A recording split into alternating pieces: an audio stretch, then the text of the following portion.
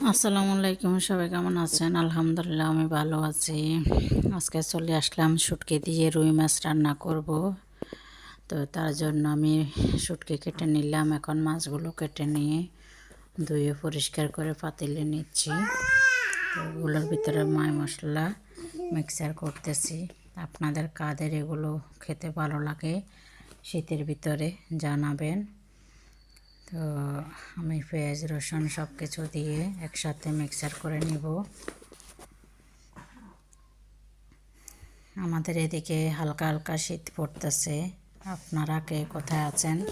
আপনাদের ওদিকে কেমন শীত পড়তেছে জানাবেন। আমি এখন একটু পানি ঢেলে দিয়েছি, ঢেলে চুলার উপরে বসিয়ে দিলাম। এগুলো আস্তে আস্তে হতে থাকুক। শীতকালে চুরি শুটকি দিয়ে মাছ রান্না করে